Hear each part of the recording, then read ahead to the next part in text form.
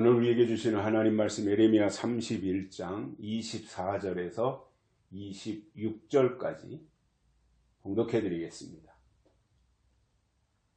유다와 그 모든 성읍의 농부와 양떼를 인도하는 자가 거기 함께 거하리니 이는 내가 그 피곤한 심령을 만족해 하며 무릇 슬픈 심령을 상쾌케 하였음이니라 하시기로 내가 깨어보니 내 잠이 달았더라. 아멘. 한 주간 동안도 건강히 평안히 잘 계셨습니까? 님과 남이 점 하나 차이라고 하지요. 님이라는 글자에 점을 하나 찍으면 남이 되고 남이라는 글자에 점을 하나 지우면 님이 된다는 것인데,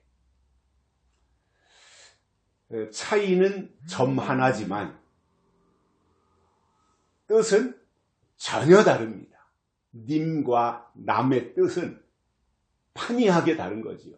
마찬가지로 득과 독도 그렇습니다. 점 하나 차이입니다. 득과 독. 득은 보탬이 되고 이득이 되며 좋은 것이 더해진다는 뜻입니다. 득, 이득을 얻었다.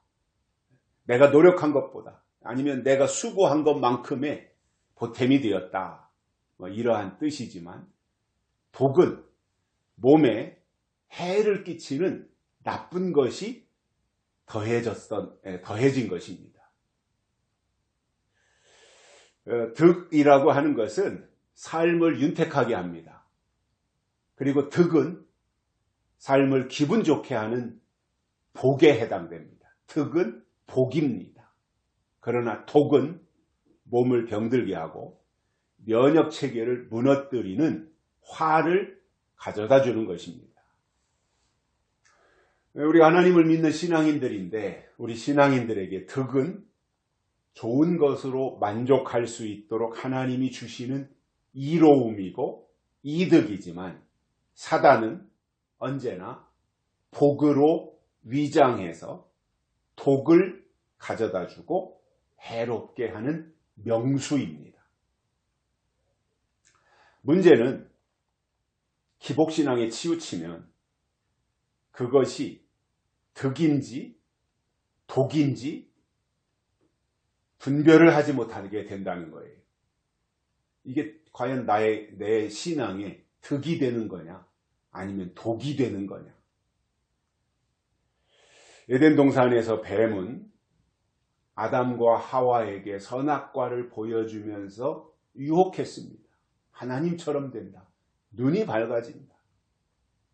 그러나 뱀의 말을 들은 결과 아담과 하와는 돌이킬 수 없는 치명적인 독이 되고 말았던 겁니다. 하나님의 사람들에게 꼭 필요한 것은 하나님이 하늘로부터 내려주시는 하늘의 복이고 그것은 사람들을 이롭게 해서 득이 되게 하는 거예요.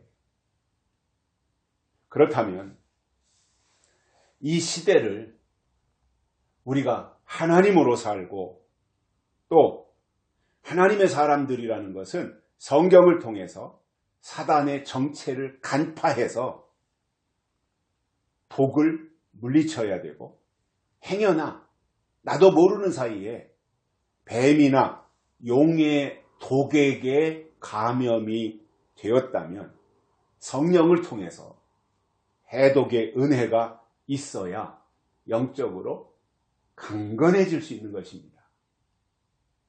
이 세상에서도 체질이 허약하면 늘 골골거리고 또 연약하고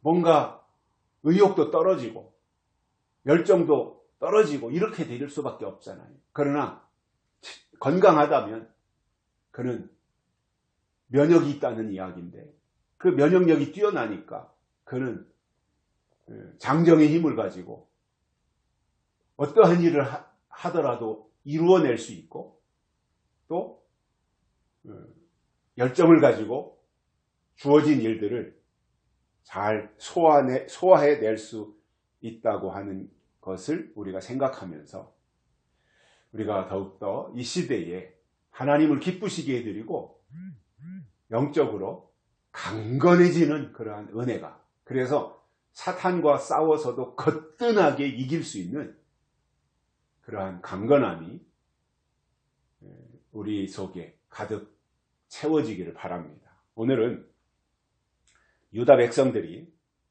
바벨론에서의 이제 포로 생활을 마치고 고국으로 돌아올 때 하나님이 무엇을 어떻게 하시는지 본문을 통해서 세 가지를 깨닫고 은혜를 받겠습니다. 이것은 이제 예레미야 선지자가 잠을 자다가 꿈속에서 환상 가운데 본 내용이고요. 하나님은 예레미야의 그 환상을 통해서, 꿈을 통해서 앞으로 하실 일이 무엇인지를 다 보여주셨는데, 하나님이 얼마나 주도 면밀하신지 포로 생활을 마치고 돌아올 때 하나님이 유다 백성들을 위해서 무엇을 어떻게 해주실 것인가에 대해서까지 말씀을 해주신 것을 우리가 오늘 또 볼 수 있는데요. 그 첫 번째가 뭐냐면 농부와 양떼를 인도하는 자가 함께 거하게 하시겠다, 이렇게 말씀하셨어요. 농부는 농사 짓는 사람입니다. 땅을 파고 씨앗을 뿌리고 곡식을 수확하고 하는 그 역할이 농부의 일이고, 양떼를 인도하는 자는 목자지요, 목자. 자, 그러면 농부와 목자는 하는 일이 달라요. 역할이 달라요. 그런데 포로 생활을 마치고 이제 드디어 고국으로 돌아오면 이 둘이 함께 거하게 된다는 거예요. 굉장히 파격적인 말씀이거든요. 왜냐하면 농부와 목자는 하는 일이 전혀 다른데 이 둘이 함께 거한다고 하는 것은 서로 협력하는 단계로 성장하고 성숙해서 서로가 상대를 인정하게 된다고 하는 단계를 말하는 거예요. 농부는 목자를 인정하고 목자는 농부를 인정하고, 그동안에는 포로로 가기 전에는 그들이 자기들이 하는 일이 최고라고 생각했을 거예요. 농사 짓는 사람들은 우리가 곡식을 심어서 수확하지 않으면 당신들이 어떻게 먹고 살아? 우리가 최고지.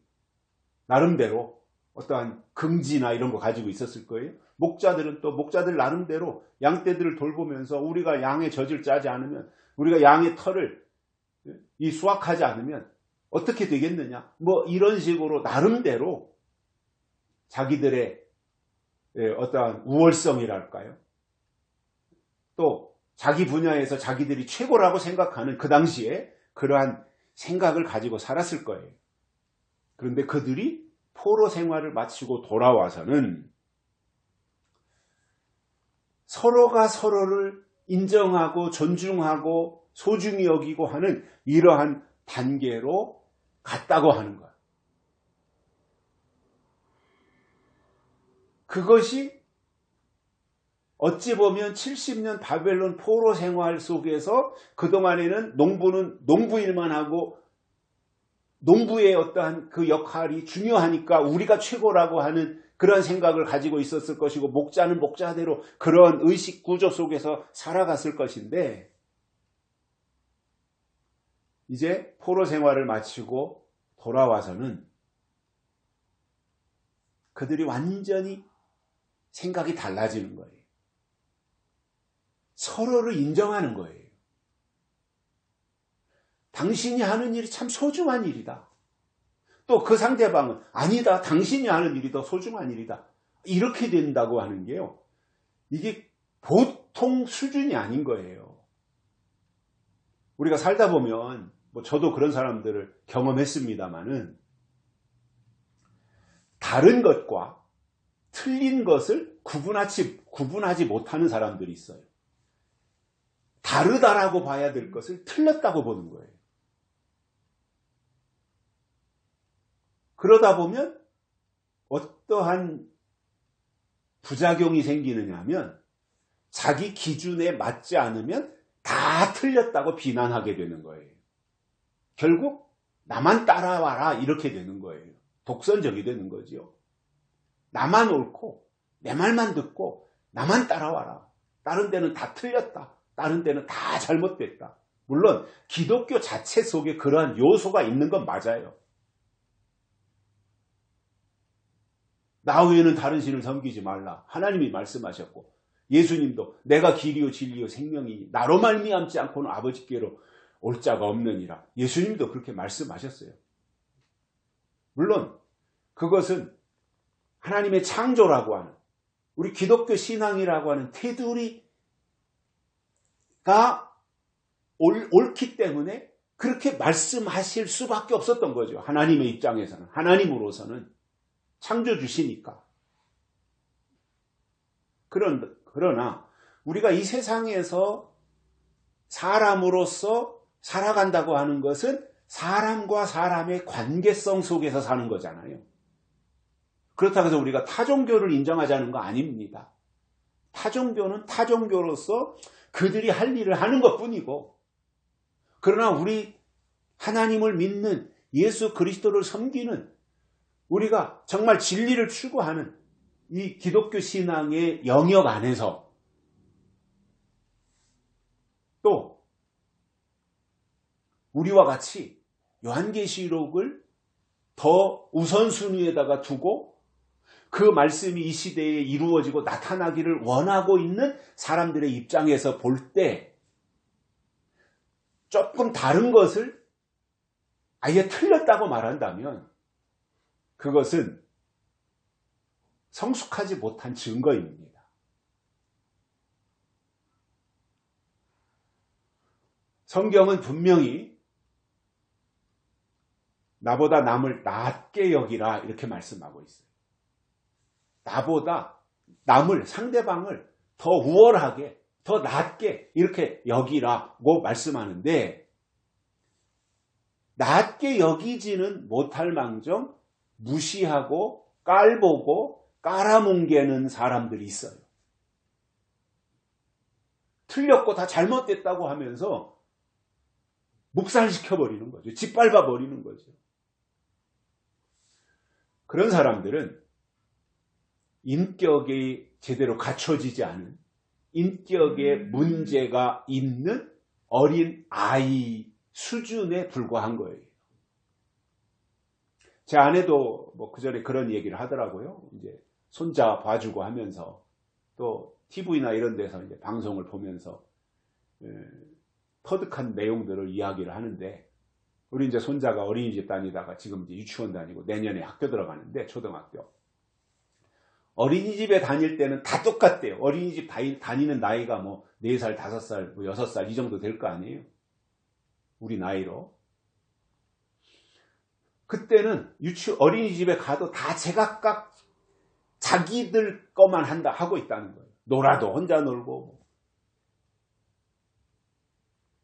다 따로따로죠. 제각각. 그러다가 신기하게도 이제 7살이 되어서 유치원으로 가잖아요. 그 유치원에 가면 뭔가 이렇게 함께 하려고 하고 같이 하려고 하고 어울리려고 하고 이러한 것이 형성이 된다는 거예요. 제가 그 이야기를 들으면서 신앙도 똑같구나. 나만 옳다고 말하는 것은 어린아이, 어린이집에 다니는 사람 수준밖에 안 되는구나. 그런데 놀랍게도 그런 사람들은 또 자기가 아는 게 최고라고 그렇게 착각을 하고 있는 거죠.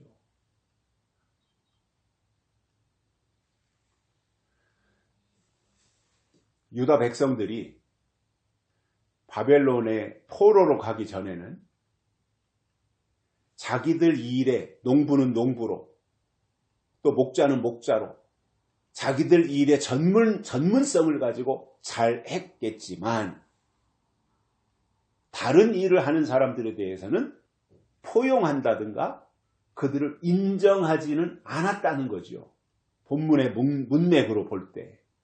그러나 70년 만에 포로 생활을 마치고 돌아올 때는 역할이 다른 사람들과도 함께 거하고 그들과도 조화를 이루는 단계로 성장한 거예요. 물론 사도 바울은 믿지 않는 자와는 멍해를 같이 하지 말라 이렇게 말씀했어요. 그 말이 맞아요. 믿지 않는 자와는 멍해를 같이 할 수 없어요. 왜냐하면 믿지 않는 자 속에는 하나님이 없잖아요. 그리고 믿지 않는 자들 속에는 사명이 뭔지도 모르잖아요. 하나님도 없고 사명이 뭔지도 모르는 사람들과 어떻게 멍해를 같이 메고 일을 할 수가 있겠어요? 그건 안 되는 거죠.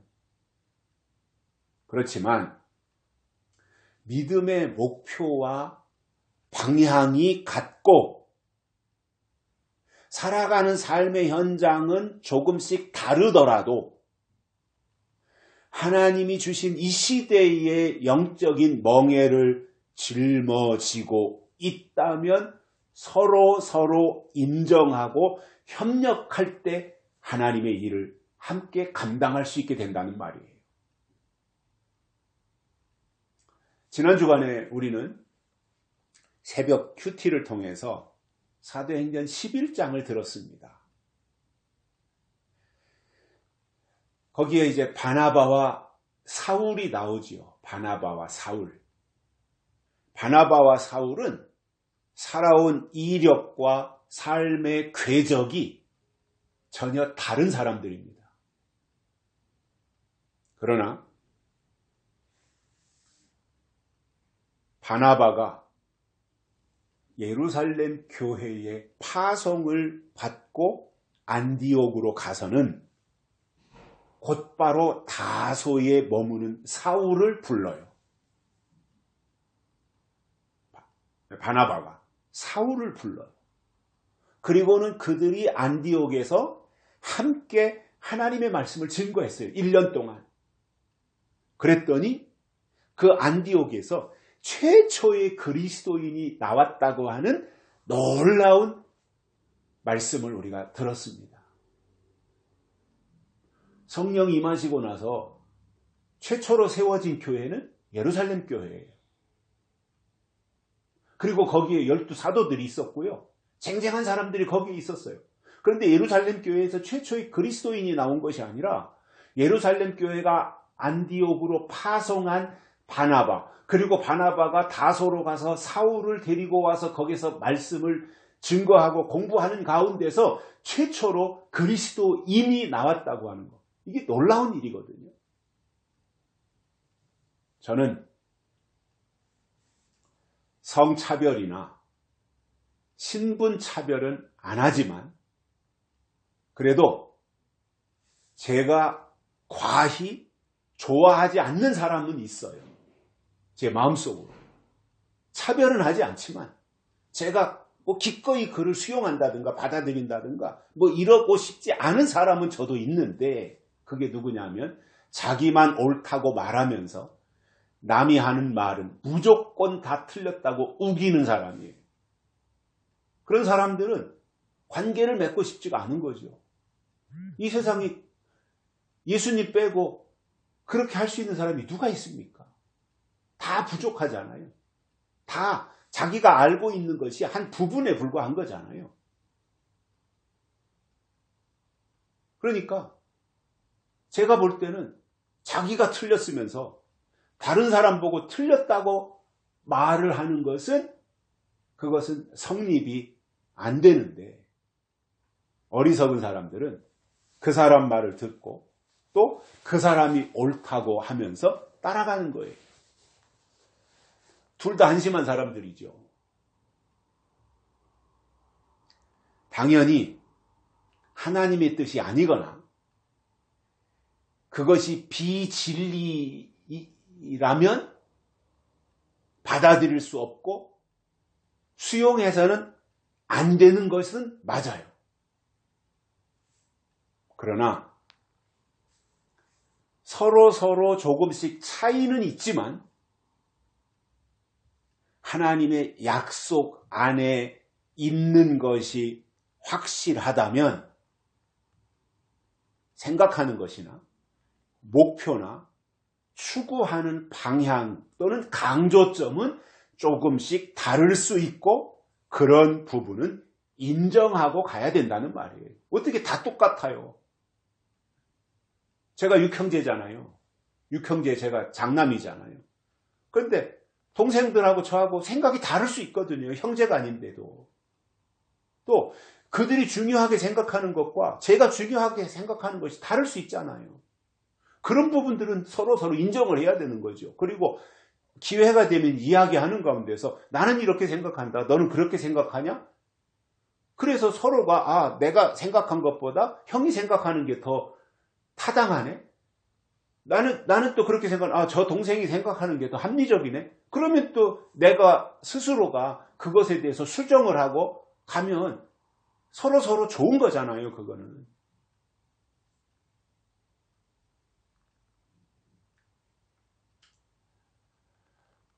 어느 날 예수님이 베드로에게 이런 말씀을 하셨어요. 깊은 데로 가서 그물을 내려라. 그리고 고기를 잡으라. 이렇게 말씀하셨어요.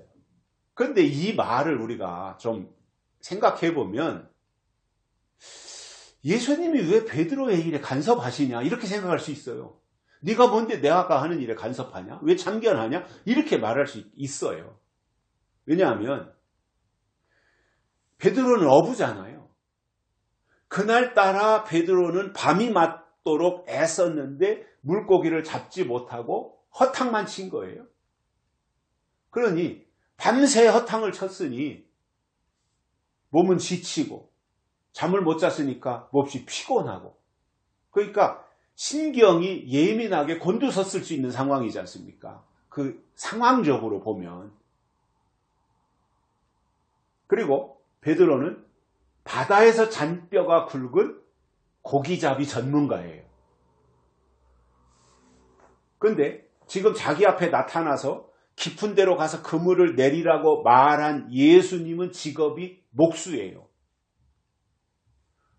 목수가 어부를 향해서 깊은 데로 가서 그물을 내려 고기를 잡으라고 지시했을 때 전문가인 어부 전문가, 물고기 전문가가 목수의 말을 듣고 가서 다시 그물을 내린다고 하는 것은 어부의 자존심상 받아들일 수가 없는 거예요, 그거는. 선배 어부가 나타나서 말했다. 그러면 한번 해볼 만해요, 그물질을.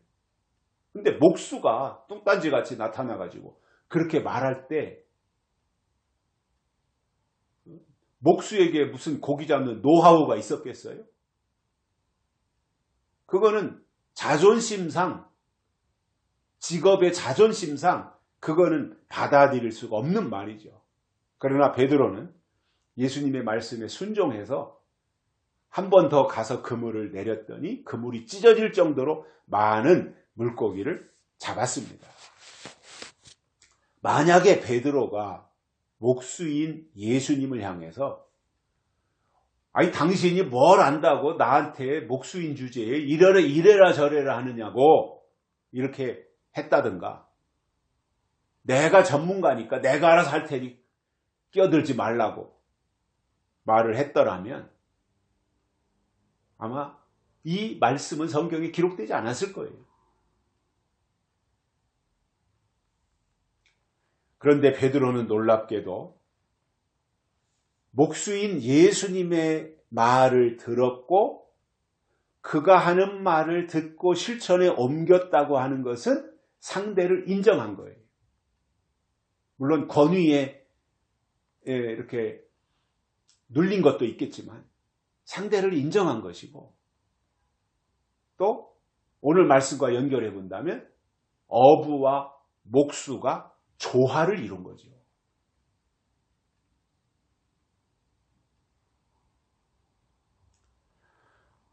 성숙한 사람은 자기 주관은 분명히 있는데 그것으로 고집을 부린다든가 그것을 지나치게 내세우고 강조한다든가 아니면 그것으로 좀 못 미치는 사람을 무시하는 것이 아니라 서로 조화를 이루려고 하며 틀렸다고 말하기 전에 상대방의 말을 들으려고 하게 되어 있습니다. 왜냐하면 성숙한 사람은 사람이 소중하다는 것을 알아요. 그리고 하나님은 사람을 통해서 일하신다고 하는 것을 아는 거예요. 그러니까 사람을 무시하지 않아요. 사람을 왕따시키지 않아요. 사람을 배제시키거나 쫓아내거나 그러지 않아요. 분명 농부가 할 역할이 있고 그것은 농부라야만 할 수 있는 일이 있는 건 맞습니다. 또 양을 돌보고 먹이며 양떼들을 인도하는 일은 목자가 하는 일인 것은 맞지만 또 전문성은 각각 다를 수 있다는 말입니다. 그러나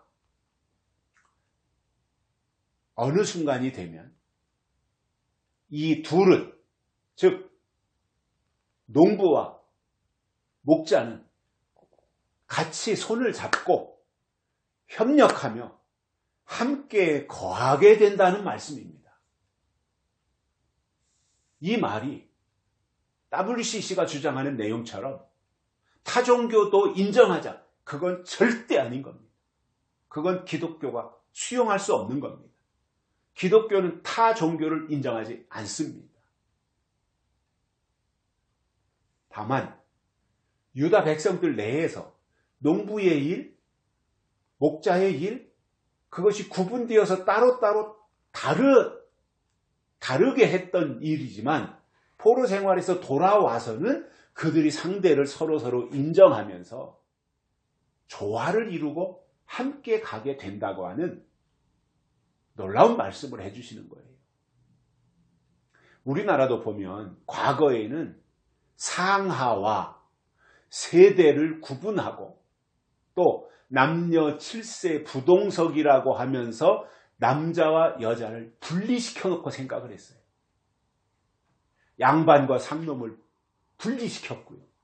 남자와 여자를 분리시켰고요. 계급으로 사람들을 분리시켰고요. 그러나 지금은 손에 손잡고 벽을 넘어서 함께 가는 통합과 융합의 시대가 된 거예요.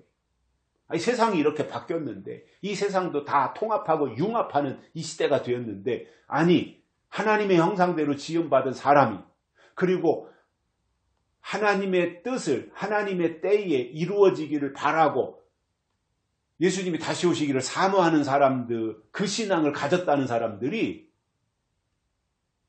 분리하고 따돌리고 쫓아내고 이런 식으로 한다는 것은 이건 말이 안 된다는 거죠.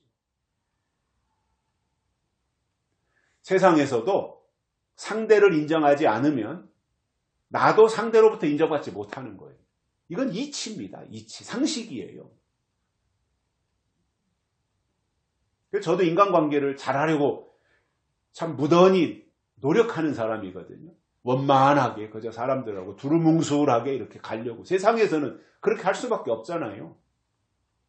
그래서 어쩌다 오래간만에 만나는 사람 보면 안부 묻고 잘 지내냐고 하고 별일 없냐고 하고 깍듯하게 인사하고 존중해주고.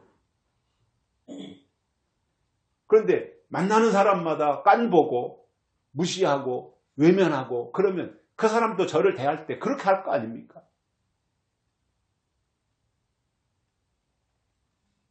그래서 상대를 무시하면 나도 상대로부터 무시를 당하고 상대를 향해서 침을 뱉으면 나도 그렇게 당하게 되기 때문에 진리 문제를 제외하고는 상대를 인정하고 함께 가는 것이 맞아요.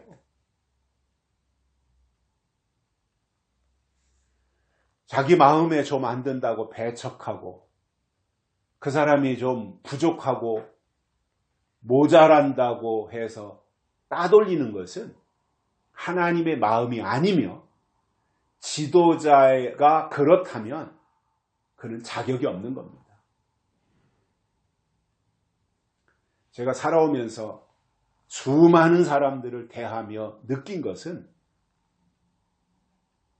누구나 다 장점이 있더라는 거예요. 만나는 사람 시시콜콜하게 다 만난 사람을 이렇게 놓고 나름대로 속으로 이 사람은 어떤 사람인가, 이 사람은 어떤 사람인가, 이 사람은 어떤 사람인가, 나보다 더 뛰어난 사람인가, 아니면 나보다는 좀 부족한 사람인가, 이런 것들을 다 이렇게 놓고 볼 때 제가 깨달은 거예요. 누구나 다 그 나름대로 그 사람만 가지고 있는 장점이 있더라는 거죠. 그런데 우리가 사명의 입장에서 그것을 이렇게 생각할 수 있어요. 누구나 다 장점이 있는데 하나님은 그 사람의 장점을 쓰시더라는 거죠.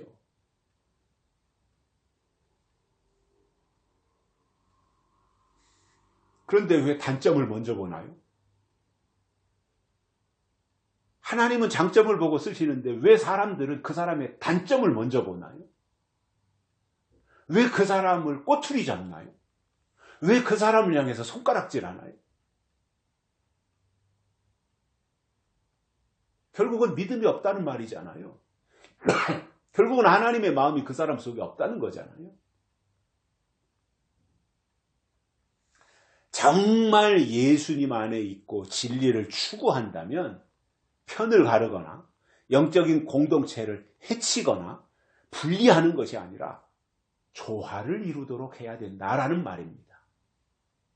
그것이 농부와 목자를 통해서 설명해 주신 내용인 것입니다. 두 번째로는 피곤한 심령을 만족해 하십니다.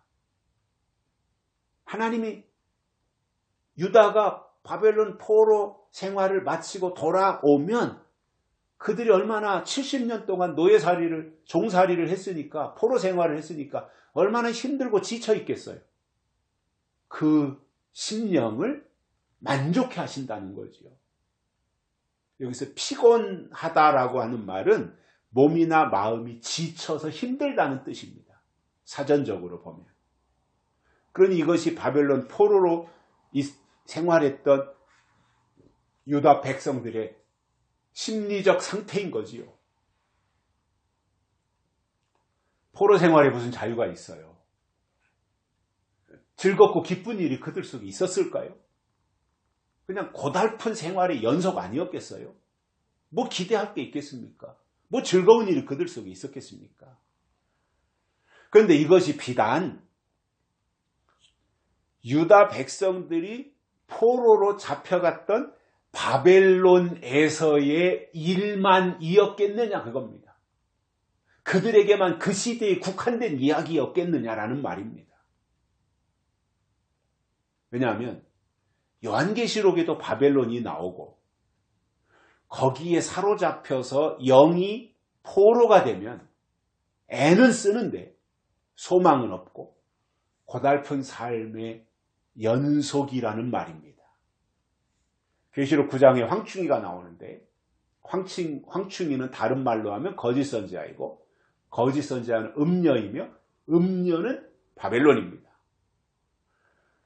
그 황충이가 등장하면 어떤 상황이 될 것인지에 대해서 계시록 9장에서 굉장히 자세하게 설명을 해주고 있어요. 다시 한번 계시록 9장을 좀 이렇게 읽어보시면 좋겠어요.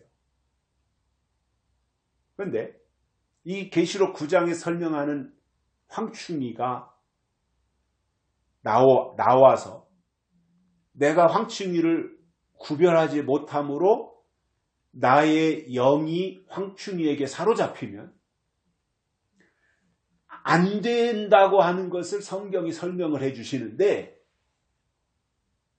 계시록 17장에서는 많은 물 위에 앉은 큰 음녀를 설명하면서 이 음녀가 나와서 하는 일은 음행이고 붉은빛 짐승을 탔는데 머리가 7이고 뿔이 10개가 달린 무시무시한 짐승으로 설명하고 있습니다. 그리고 이 음녀를 보니 이마에 이름이 써 있는데 비밀이고 큰 바벨론이며 땅의 음녀들과 가증한 것들의 어미라고 적혀 있었던 거예요.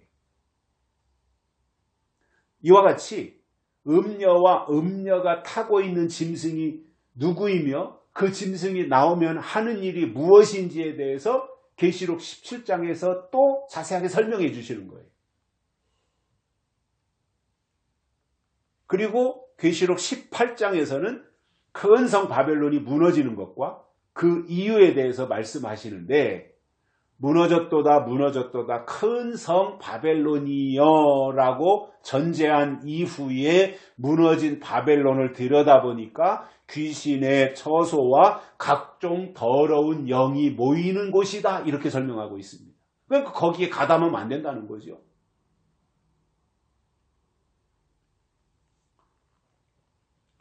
그러면 이 바벨론이 무너진다고 하는 것은 때가 되어서 하나님이 심판하시는 것인데 이렇게 되기 전에 바벨론이 이 지경이 되기 전에 하나님이 말씀하신 것이 내 백성아 거기서 나오라 이렇게 하신 거예요. 하나님의 백성들은 하나님의 사람들은 황충이가 나와서 바벨론이 될 때 거기에 가담하지 말고 거기에 소속을 두지 말고 거기로부터 나와야 된다라는 말입니다. 그래서 교회가 하나님의 뜻을 상실하고 교회가 바벨론이 될 때 하나님의 백성들은 더 이상 거기에 머물러 있으면 안 된다는 거예요. 결국 땅의 것을 추구해 온 교회가 바벨론이 되는데 그것도 분별하지 못한 채 거기에 머물러 있다 보면 하나님이 바벨론을 심판하실 때 거기에 붙어있던 사람들도 같이 심판을 당하게 되니 심판하시기 전에 거기서 빨리 나오라는 말씀을 해주신 거예요.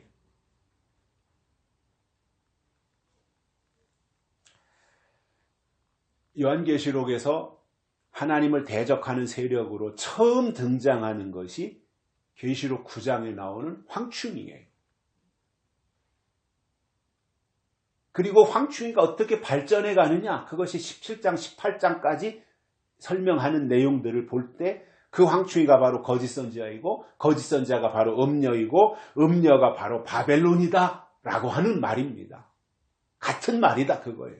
설명은 따로따로 했지만 같은 말이죠. 그런 의미에서 다섯째 나팔의 황충이가 등장할 때 성경의 안목을 가지고 재빨리 황충이를 분별해서 황충이로부터 영향을 받지 않으면 그는 거짓 선지자나 음녀나 바벨론을 이길 수 있는 거예요. 그러나 황충이가 나오는데 황충이에 대해서 아무것도 알지 못하고 그냥 과거에 했던 대로 아예 믿기만 하면 되지, 아예 교회 열심히 다니고 충성하면 되지 이렇게 생각하고 있다 보면 그는 바벨론이 나타나도 모르고 있게 되는 거죠. 아니 적이 나타났는데 모르고 있으면 어떻게 되는 거예요? 아니 인민군, 북한군이 쳐들어왔는데 아무것도 모르고 있으면 어떻게 되겠어요?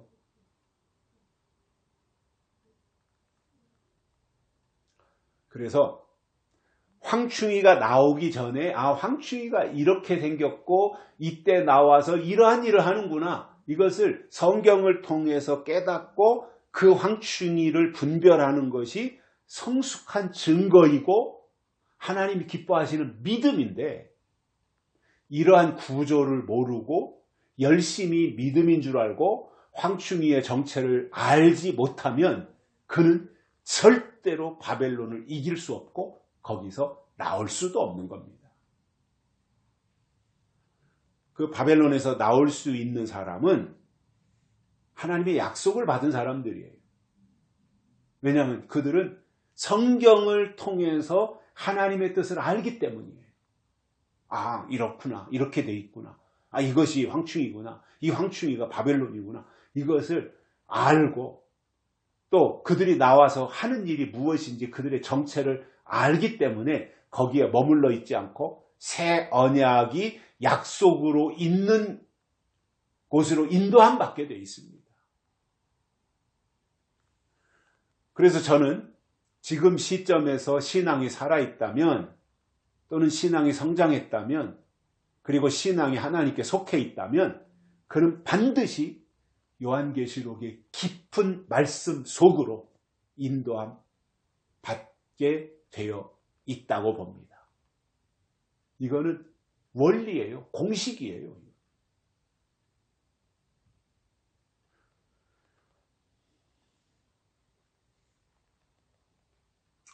오늘 다시 한번 제가 말씀을 드립니다.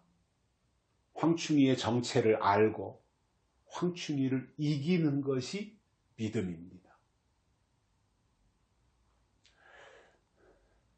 자, 그러면 황충이를 어떻게 이겨요? 계시록을 통해서 황충이가 누구이고 언제 나오고 하는 일이 무엇인지 그것을 알고 있으면, 성경을 근거로 해서 알고 있으면 이기지만 황충이의 이름조차 모르고 있다면 어떻게 이겨요? 아마 제가 수치적으로 통계를 내거나 전수조사를 한 건 아니지만 우리나라에서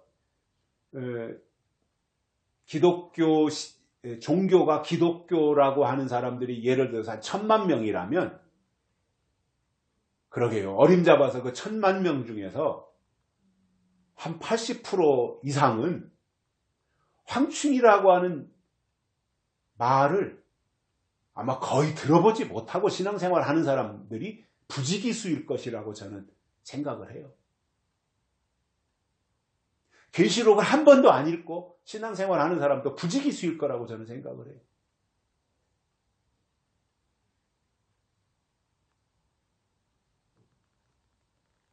하나님 우리에게 요한계시록을 주신 이유가 있습니다.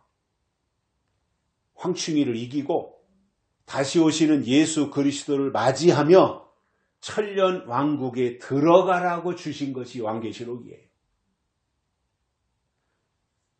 그래서 아무리 교회 생활을 오래 했고 교회 안에서 중직의 직분을 가지고 있다고 할지라도 황충이 뭔지, 황충이가 왜 나오는지, 나오면 하는 일이 무엇인지 이런 거에 대해서 전혀 모르고 있다면 예수님께로 가는 길을 바르게 갈 수가 없는 겁니다. 제가 설교를 하고 있지만 제가 아는 것은 사실상 성경의 아주 작은 일부분이에요. 그러나 저 나름대로 성경을 보면서 깨닫는 것들이 있지 않겠어요? 그것을 하나라도 더 알려드리고 싶은 마음이 있어요. 묵상하면서 저 나름대로 깨닫고 터득한 것을 하나라도 더 알려드리고 싶고 그래서 하나님 만나기를 예비하도록 하고 싶은 마음이 있다 보니 주일날 50분씩 55분씩 이렇게 매번 설교를 하면서 제 마음속에 기쁨이 있습니다. 우리의 현장이나 우리의 여건을 보면 기뻐할 이유가 아무것도 없어요. 뭐가 갖춰져 있어야 기쁨도 있는 거잖아요. 만족도 있는 거고. 그러나 현장을 보면 기뻐할 수 없지만 우리의 환경을 보면 갖춰진 것이 아무것도 없어서 만족할 수 없지만 그러나 하나님의 약속을 바라보고 하나님이 하실 일을 바라보고 가다 보니까 기쁨이 있고요. 또 우리가 살아가는 이 세상은 소망도 없지만 그러나 하나님의 약속 안에서 믿음을 지켜나가다가 때가 되어서 하나님은 하나님의 일을 이루어 주심으로 그것을 기다리는 사람들의 심령에 만족을 주신다는 겁니다. 그때가 언제이겠습니까? 예레미야 때는 바벨론 포로에서 돌아올 때를 의미한 것이지만 지금 우리들에게는 계시록의 약속이 하나씩 깨달아지고 하나씩 이루어지는 것이 우리의 만족이고 기쁨이라는 말입니다. 뭔가 소유했기 때문에 만족이 아니라 하나님의 뜻이 이루어지는 것을 보면서 만족한다는 거예요.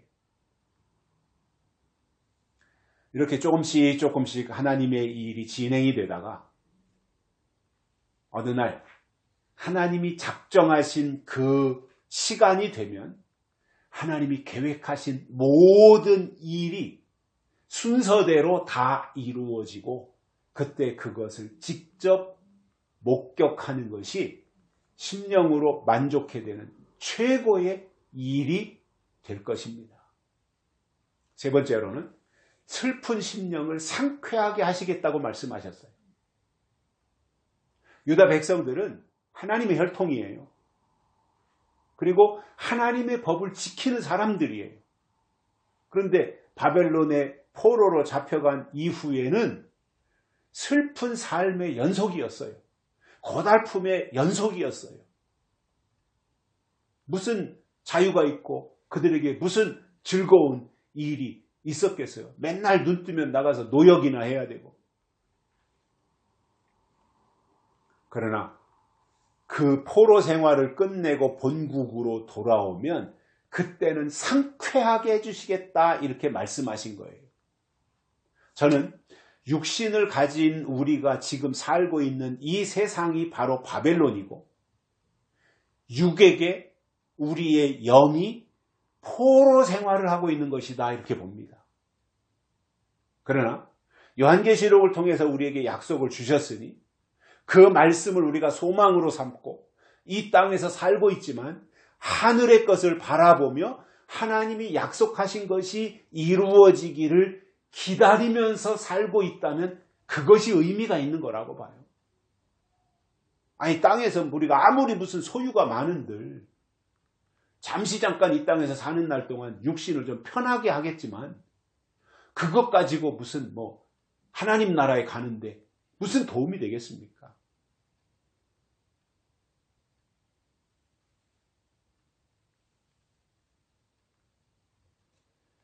물론 하나님의 일을 하기 위해서 필요한 물질도 또 있어요.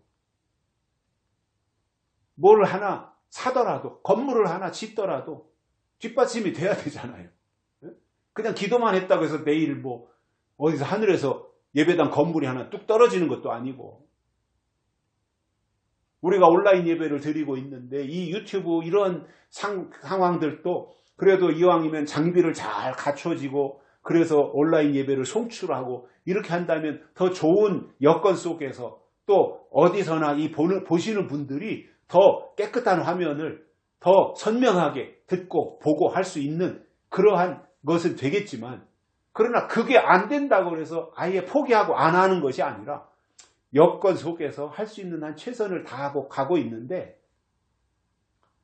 이런 부분들이 좀 안 되다 보면 불편함은 있겠지만 그러나 그것 때문에 우리가 낙담하거나 포기하는 것이 아니라 할 수 있는 상황 가운데서 할 수 있는 범위 내에서 할 수 있는 일들을 찾아서 최선을 다하다 보면 그 자체로 의미가 있고 또 하나님을 기쁘시게 하는 방법이 될 것이라고 저는 생각을 해요.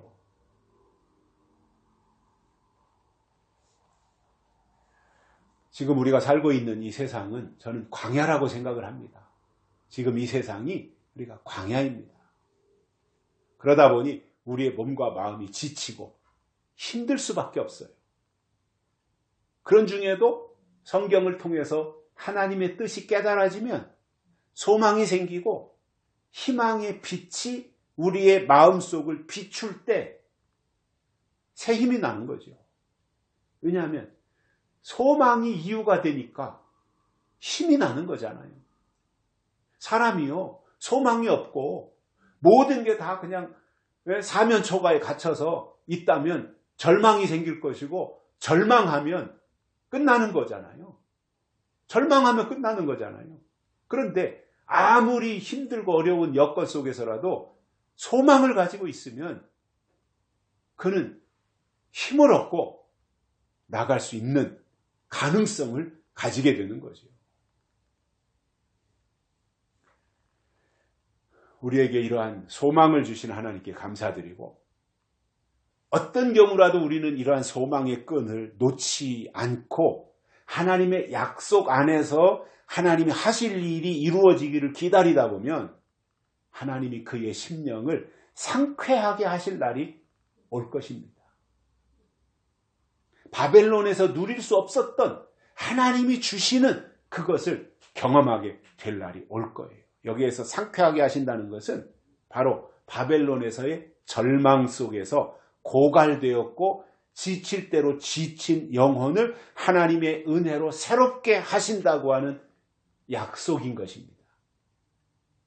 마치 메마른 땅에 단비가 내리듯이 고갈된 영혼의 늦은 비 성령으로 하나님의 은혜가 채워질 때 그 심령은 상쾌해지는 거예요. 그래서 바벨론에서의 생활이 얼마나 고되고 메말랐겠어요. 얼마나 쪄들고 가물었겠어요. 저도 가끔씩 호박도 심어보고 상추도 심어보고 하는데 비가 안 오면 되는 게 없어요. 물 떠다 줘봐야 그때뿐이고 비가 내려야 돼요. 비가. 그런데 지금 필요한 거는 비가 내려야 되는데 물을 줘야 되는데 그건 안 하고 시들시들하다고 해서 맨날 거기다가 거름을 주고 비료만 준다고 그러면 어떻게 되겠어요? 그냥 타 죽는 거죠. 비료를 안 주더라도 퇴비를 갖다 주지 않더라도 가물 때 거기에 단비가 내리면 그 자체로 뿌리가 힘을 얻어서 수분을 공급하니까 힘을 얻어가지고 얼마나 상쾌하게 자라나는지 몰라요. 우리의 심령도 똑같아요. 바벨론의 포로가 되면 메마르고 고달프기만 한 거예요. 그러나 하나님의 때가 되어서 바벨론을 물리치면 그때는 드디어 그 영혼에 하나님이 주시는 새로운 은혜가 있어서 그 심령이 속에서부터 상쾌해진다는 말입니다. 오늘 본문은 바로 그러한 내용이에요. 하나님이 새롭게 하시고 평안함과 만족함을 주시는 그 말씀을 해주시는 거예요. 앞으로 시간이 좀 더 지나면 분명 땅에 속한 육적인 교회들이 바벨론으로 등장하는 날이 올 것입니다. 저는 많이 지금 그쪽으로 기울었다고 봅니다. 제가 어젠가 그저께인가 단체 우리 카톡방에다 보내드린 내용도 그런 거잖아요. 대형교회 목사들이 주장하는 내용들이 영적인 것이 없다는 거죠. 하나님에 대해서 소개하고 하나님이 하실 일이 무엇인지 알려주고 이러한 것보다 자기한테나 잘하라 그러고 그냥 충성하라 그러고 헌신하라 그러고 헌금 많이 하라 그러고 이렇게만 한다면 그거는 교회는 채울 수 있을지 모르지만 하나님의 뜻을 이루기 위해서 무엇을 할 수 있겠느냐는 거죠.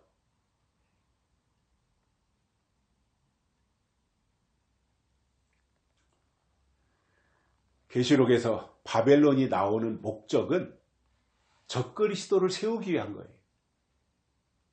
그러니 바벨론 음녀가 나와서 적그리스도를 세우기 위해서 나오기 때문에 그 세력이 얼마나 어마어마하겠습니까? 시시껄렁하게 나오겠습니까?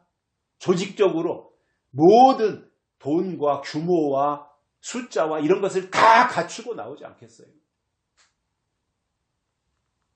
그러나 성경을 보면서 바벨론의 정체를 분석하고 간파해서 꿰뚫고 있으면 아무 걱정하지 않아도 돼요. 오히려 하나님의 일이 이루어지는 것을 보면서 마음 한쪽에는 상쾌함이 있을 거예요. 아, 하나님의 일이 이렇게 이루어지는구나. 하나님의 역사가 이렇게 진행이 되는구나. 아니, 그것보다 더 기쁜 일이 어디 있어요. 결론으로 하나님은 피곤한 심령을 만족해 해주시겠다 이렇게 하셨으니 에레미야 때 바벨론을 보면서 앞으로 교회에서 나타날 바벨론을 미리 분별하고 그 바벨론의 모든 세력을 다 물리친 후에 하나님이 주시는 하늘의 위로와 하나님이 주시는 상쾌함이 우리의 마음속에 가득 채워지시기를 간절히 소망합니다. 기도하시겠습니다. 살아계신 하나님 아버지 감사합니다. 오늘도 우리를 불러주시고 하나님의 말씀을 듣게 해주셔서 감사를 드립니다. 오늘 주신 말씀과 같이 유다 백성들이 바벨론 포로에서 돌아올 때 하나님이 그들을 위해서 해주실 것이 무엇인지 오늘 우리가 말씀을 통해서 들었습니다. 이 말씀이 단단한 기둥에 잘 박힌 못과 같이 우리의 신비에 새겨지게 하시고 하나님이 우리를 위해서 해주실 일이 있다고 하는 이것이 우리의 소망이 되어서 하나님의 뜻대로 하나님의 약속 안에서 분별하며 살 수 있도록 도와주시고 아울러 땅에서 우리가 해야 될 일들을 잘 감당해낼 수 있도록 새 힘을 주옵소서. 다시 오실 예수님의 이름으로 간절히 기도드리옵나이다. 아멘. 찬송가 253장 부르시면서 헌금 드리시겠습니다. 253장입니다.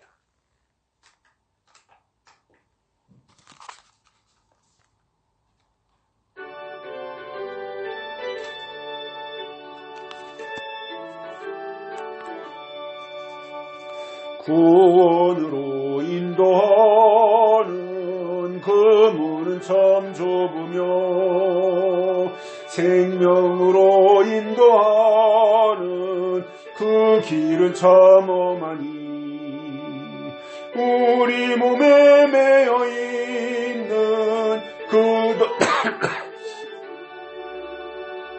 하나씩 벗어놓고 힘써서 들어갑시다.